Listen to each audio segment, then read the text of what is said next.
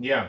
And so, in a way, just in that moment, one way of going in and getting in touch with what it is that is underneath or beyond the words, yeah, is to be able to get in touch with the feelings, to be able to sense if there's an alignment between what one is identifying as what one is feeling and what one is thinking, what I'm thinking, what I'm feeling. And then aside from that, then you have the world of sensation, which is like the physical sensations that can associate with what it is that you're feeling and what it is that you're thinking. Right. But the power that sensation has is that it brings things into the present moment. Sensation, right, whatever is happening right here, right now. Right. And feelings, in a way, can go into all kinds of places, right? And then thoughts can go into all kinds of places. And so there's a way in which there's a, well, maybe there's a connection here between, for me, there's a connection between the world of sensation that's also important to be able to be in touch with, because that's physical sensation. Physical sensation. Yeah. Because it's almost like what keeps me grounded, like a grounding cord to the present moment and what's going on right here. If I'm not in touch with that, I can be connected to all kinds of thoughts and feelings, but might be in a completely different story. That is not integrated. Yeah, and so it's like being responsible for what's happening right now. Yeah.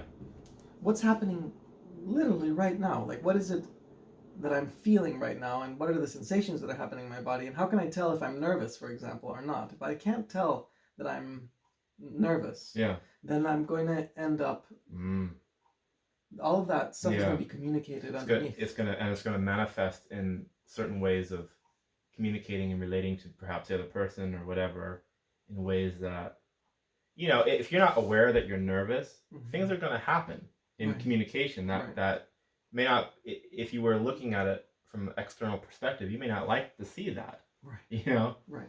So that's interesting. So we have thought, and then we have feelings, which is more feelings versus emotions. Is that the same thing, or is that something different?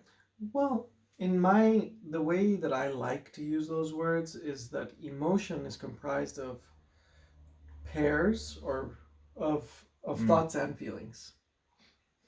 Feeling with a thought together produces that kind of that emotion. If I'm just feeling, there's a way in which, and I really do connect feelings with an experience of the feminine, right, and thoughts with an experience of the masculine. Absolutely. And there is something here about the architecture of life, that when the masculine and the feminine, any masculine and feminine, come together, that power happens, like some kind of spark happens. And that's how I relate to that word emotion. That's beautiful. I love that. So thought is that rational part of the mind, and then you have feelings, and then where those two meet is emotions. So thoughts, emotions, feelings, and then actual physical sensation, like tightness and things like that. That's great.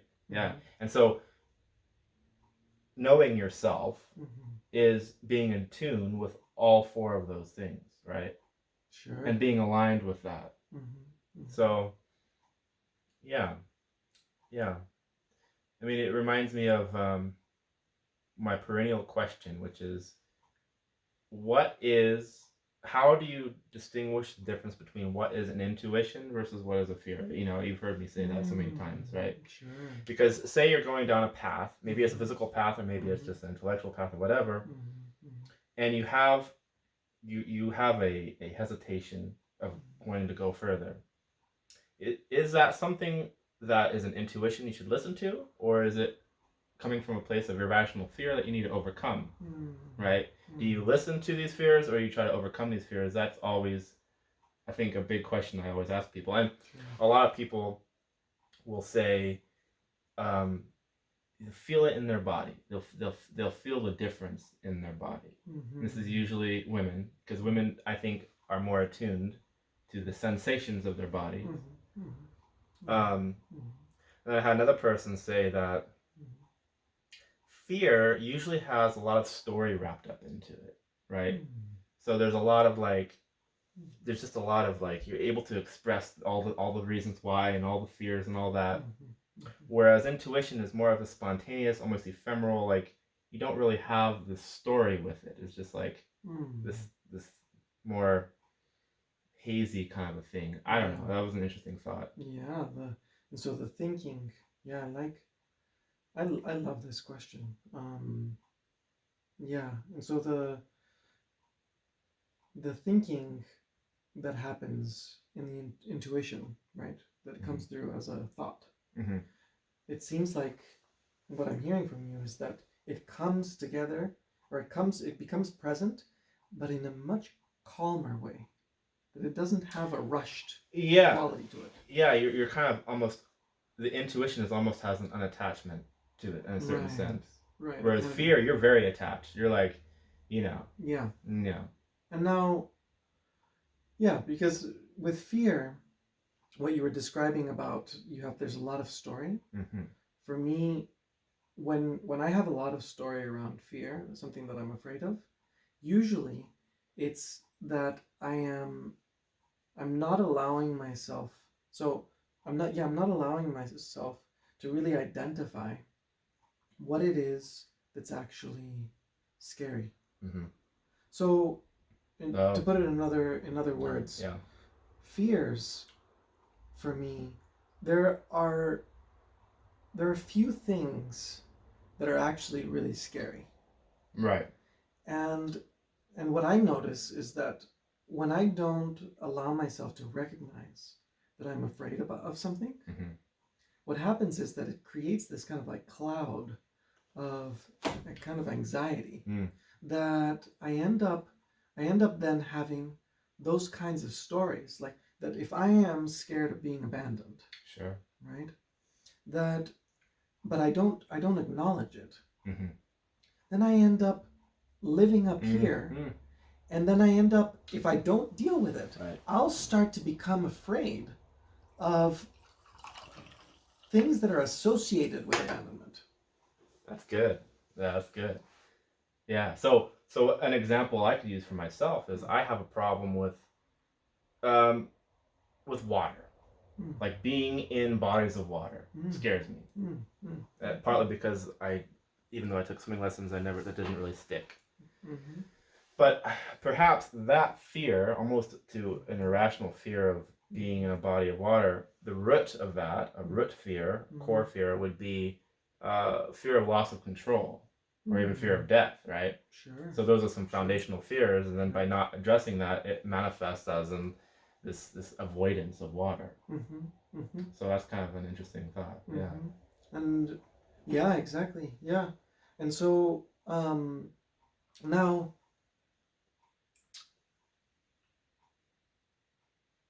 it's like, why the question of how to identify the difference between a fear and an intuition? Right. Usually, I would imagine that question is posed because I want to be able to tell what's useful. Like to be able to tell apart which one to listen to and which one to barge through. Right. Now, in speaking about like this particular example, right? If you actually get in touch with the fear that is more real, meaning that if the fear has become like a fear of water, and there's a perfectly reasonably safe place where you have whatever resources that you need to be able to go inside. To be safe, right? Yeah, to be safe. You got floaties, whatever it is. Rapids, your feet can touch the bottom. That's right. That's right. These different things that you would need being a person who doesn't have confidence. Yeah. That you can do it without being able to touch the ground or whatever it is. Yeah. And so, but let's say that you have all of that there. And so you go and you see the water and you have all of this fear. Yeah. We kind of like talk about it, and we were able to talk through all of the reasons, and you're able to like reduce the noise of, oh well, I was afraid of that, but I'm not anymore because we talked about that, and that makes sense that we have a floaty or whatever it is, right? But what does shore up as you kind of like crop up, it's kind of like weeding weeding other fears. It's kind of like this big fear that I don't deal with, and then it comes up as all of these other ones, and we have to deal with all of these other ones. Yeah. No, I think that we don't have to deal with all of these other ones if we come and we deal with a central one. If we do that, because this is where all the energy is coming from. Right. If we deal with this one, then all of these lose steam, and they suddenly like become like an illusion. Yeah. You know, that suddenly. It's like whack-a-mole. No, exactly. And so my experience is that when I get in touch with what I'm actually afraid of, there's intelligence there that tells me about something that really matters to me. Right. Something that is at stake, something that is being threatened, or something that's in jeopardy. I want to know that. Like when it's actually in touch with the peace. Right? That it's not the fluff of the anxious fear, right? That it's kind of like the one that I want to cut through, right? That fear that's more real, in some ways, is just as valuable or even more valuable than the intuition. Oh, interesting. Because it shows you what's important in life. Oh my God, in the moment, you're so in touch with it. That's really interesting to honor the wisdom in fears, right, as to not necessarily that you need to oblige that fear, but rather it shows you what is important to you. Yeah. Interesting. Yeah. Yeah. And so to me that's the piece about like if we and we can identify, for example, if fears are not real in that way, that they're more. I had a teacher once, these kind of corny acronyms. False evidence appearing real. Fear. Yeah. Nice. But if you actually start investigating and it does actually start to play the whack-a-mole game, then you know. Then you know. I mean that's a way in which you can test it. Right. Now, with anxiety, right? Like when fear is running like that, there's a lot of story. There's a lot of like thoughts that are happening. Part of what needs to happen is that it needs to be digested. So rarely would I say, if ever, does that actually become digested through thinking about it. Right. Like what actually happens is that the relationship suddenly transforms. Meaning you're never going to get rid of a fear if it's of water or whatever it is, if you don't go and actually start having a relationship with the water. Right? Like even if you could start having a really intimate relationship with the water in your imagination. You can imagine something, right? Like and that's where it starts. Yeah. And so, but to be able to go there and start to touch it and to sense, oh, hold on a second, like where is this actually coming from? And often it's actually relationship that's necessary. That's my experience. The things that really scare me, like there's moments, for example, when I was in graduate school, not just in graduate school, throughout my education journey, from probably like around 4th grade, the amount of anxiety and the fear, panic attacks that I would experience with dealing with essays, right? Okay, yeah. And what I didn't know how to do when I was a kid was, and even up into grad school, I didn't know how to be able to stay with what I was actually afraid of. And I was continuously living in this anxiety, procrastination dynamic. Yeah. In relationship to writing papers. Now,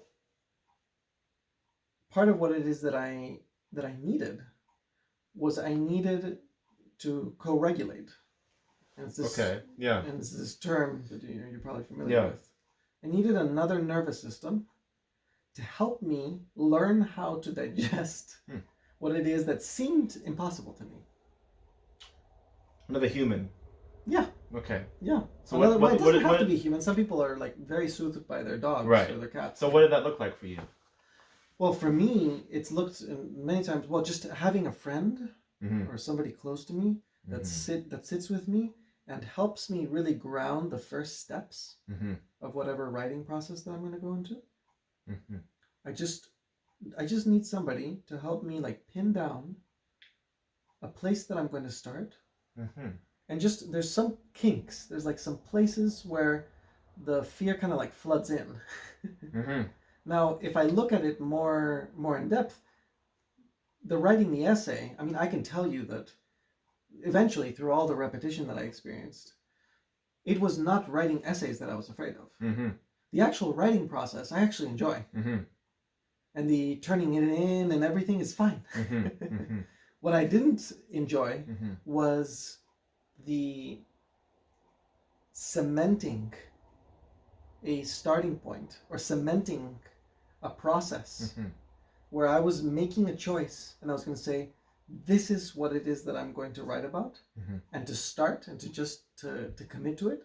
There's a level of intimacy there that part of what it is that it was touching in me was that I was having an opportunity to come out into the world and put out my voice based on what it is that I'm interested in. Mm-hmm. Right? I wasn't at school. I went to a school that was quite open in this regard.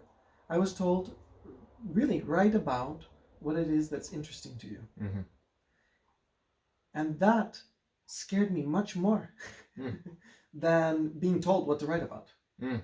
Like if I was told exactly what to do, I wasn't afraid of doing it.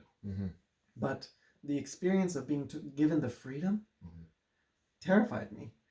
And part of what it is that it connected to was that in my past, I had an association where I ended up realizing that there was impermanence in the most important relationships of my life.